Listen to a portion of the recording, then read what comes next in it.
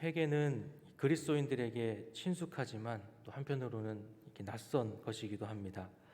우리는 죄인이기 때문에 회개할 수밖에 없고 또 살아가면서 계속해서 죄를 짓는 연약한 존재이기 때문에 또한 회개할 수밖에 없습니다. 기독교의 역사를 볼 때에 회개에는 많은 부흥의 역사가 있었고 또 하나님 앞에 나아가는 그러한 역사가 있었습니다. 개인의 삶으로 조금 더 좁혀보아도 어떤 이들에게는 단번에 바뀌어버리는 또 어떤 이들에게는 조금씩 점진적으로 변화되는 역사가 있음을 우리는 보게 됩니다. 그럼에도 많은 경우에 나의 잘못을 돌아보며 또 깨닫기보다는 자신의 잘못을 인정하지 못하는 경우도 많이 있지요. 우리는 자신의 이 왕위에 집착해 왔던 사울을 계속해서 보았습니다. 그로 인해서 사울은 실수와 잘못들도 많이 해왔지요. 하지만 자신의 이러한 잘못을 쉽게 깨닫지 못한 사울이었습니다. 가끔씩 이 다윗을 죽이려는 자신의 모습을 깨닫고 또 회개할 때도 있었고 또 후회할 때도 있었지만 결국은 다시 다윗을 쫓는 사울의 모습을 우리는 보게 됩니다. 오늘 본문에서도 사울은 여전히 자신의 잘못을 깨닫지 못하는 것을 우리는 보게 되지요. 어제 말씀에서 이 사무엘의 영이 나타나고 또 사울이 절을 하는 모습까지 우리가 함께 보았습니다. 그런데 이제는 직접 대화까지 하는 것을 우리가 보게 되지요.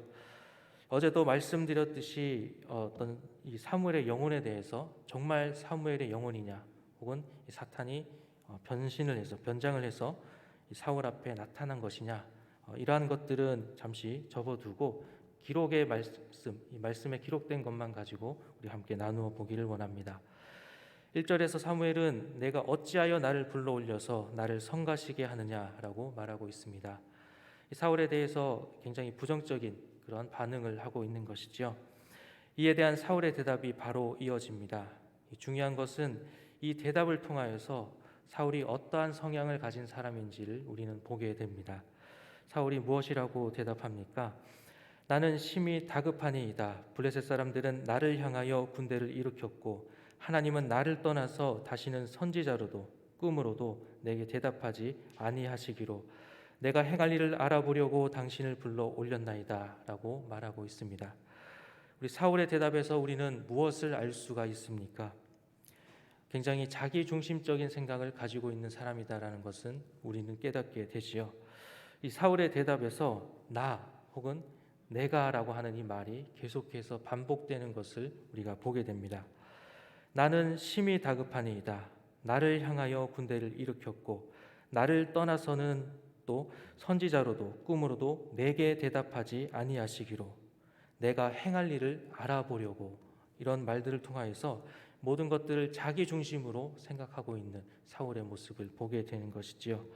우리는 이 블레셋과의 전쟁에서도 자신의 섣부른 판단과 명령으로 이 군사들을 위험에 빠뜨리는 또 심지어는 자신의 아들 요나단을 죽여야 하는 그러한 상황까지도 몰아가는 사울을 우리는 보았습니다. 그때도 자신의 잘못을 생각하는 것이 아니라 다른 이들에게서 책임을 찾는 사울의 모습을 우리는 보았습니다. 이러한 모습이 어쩌면 우리의 모습일 수 있습니다. 왜 이렇게 되었는지 생각하기보다 이 결과를 놓고 나를 힘들게 하는 것만 생각하게 됩니다. 왜 이러한 결과가 나오게 됐는지를 생각해 보면 그 원인이 나에게 있음을 우리는 알 수 있습니다. 그래서 우리는 자신의 잘못을 아는 것도 지혜임을 다시 한번 생각해 보게 됩니다. 사무엘은 사울에게 다시 한번 이야기합니다. 16절 말씀에 사무엘이 이르되 여호와께서 너를 떠나 내 대적이 되셨거늘 내가 어찌하여 내게 묻느냐라고 말씀합니다.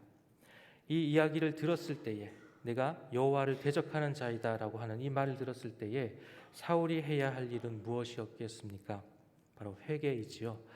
이 하나님과 대적하는 관계가 되었다면 회개하고 하나님의 편에 서야 하는 것이 당연한 것입니다. 그러나 지금 사울은 아무 말이 없습니다. 사무엘은 계속해서 말을 이어갑니다. 17절에는 하나님의 뜻이 다윗에게 있음을 이야기해 주고 있고 그리고 18절에서는 사울의 잘못이 무엇인지를 하나님이 사울을 떠나신 이유가 어디에 있는지를 알려주고 있습니다. 18절 말씀에 어떻게 말씀합니까?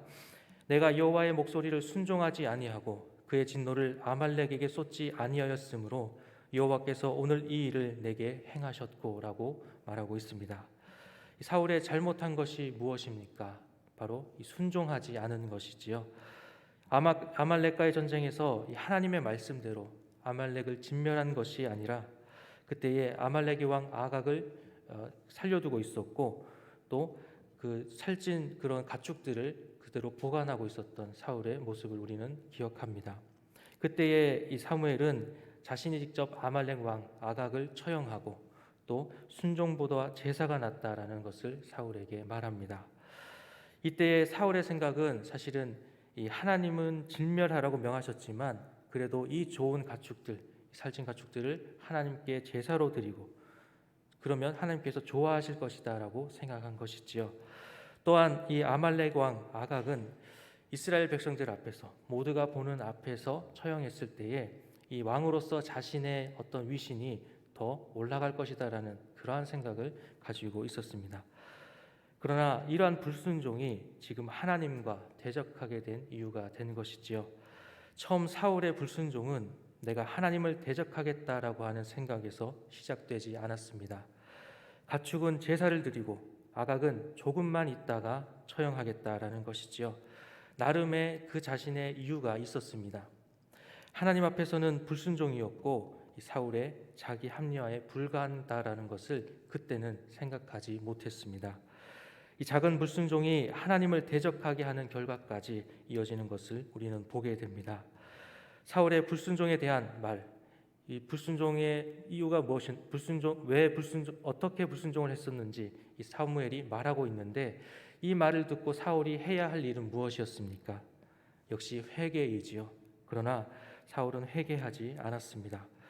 19절에서 사무엘은 다시 이야기합니다. 여호와께서 이스라엘을 너와 함께 블레셋 사람들의 손에 넘기시리니 내일 너와 내 아들들이 나와 함께 있으리라. 여호와께서 또 이스라엘 군대를 블레셋 사람들의 손에 넘기시리라 하는지라라고 말하고 있습니다. 내일 사울에게 일어날 일, 그의 죽음입니다. 그러나 그의 죽음에 대해 경고받고도 사울은 회개하지 않습니다. 사울은 심한 두려움과 또 기력이 다하여서 엎드러지고 말지요. 이러한 사울에게 신접한 여인은 억지로 권해서 이 송아지를 잡고 무교병을 만들어서 사울에게 먹게 합니다. 송아지를 잡고 무교병을 만들어서 이 사울이 먹게 하기까지 하루가 걸렸습니다. 신접한 여인에게 올 때가 사울이 신접한 여인에게 올 때가 밤이었습니다. 그리고 신접한 여인이 먹을 것을 주고 그 음식을 먹고 일어났을 때가 또한 밤이었습니다. 그 하루의 시간 동안에도 사울은 회개하지 않은 것을 우리는 보게 됩니다. 오늘 말씀을 정리합니다. 오늘 사울이 겪은 하루 동안의 이 일을 보면 자신의 잘못과 지금에 이르기까지의 원인들을 알게 되는 시간이었습니다. 그러나 사울은 이것을 듣고도 알지 못했습니다. 깨닫지 못했습니다. 자신의 잘못이 무엇인지를 듣고도 내가 회개해야 했음을 깨닫지 못한 것이지요. 하루의 시간 동안 회개할 수 있는 기회가 있음에도 그렇게 하지 못했습니다. 이제 내일의 전투에서 사울은 죽음에 이르게 될 것입니다. 회개하지 않고 죽음에 이른 사울을 볼 때에 회개하지 않음으로 멸망하게 된다는 것을 우리는 생각해 보기를 원합니다. 앞에서도 말씀드린 것처럼 자신의 잘못을 깨닫는 것도 지혜입니다. 회개할 줄 아는 것도 지혜입니다. 우리 자신을 돌아볼 줄 아는 것 역시도 지혜입니다. 우리 자신은 하나님 앞에서 어떠한 자입니까? 오늘 말씀을 통하여 자신의 잘못을 깨닫는 지혜와 회개할 줄 아는 지혜가 있는 우리 모두가 되기를 소망합니다.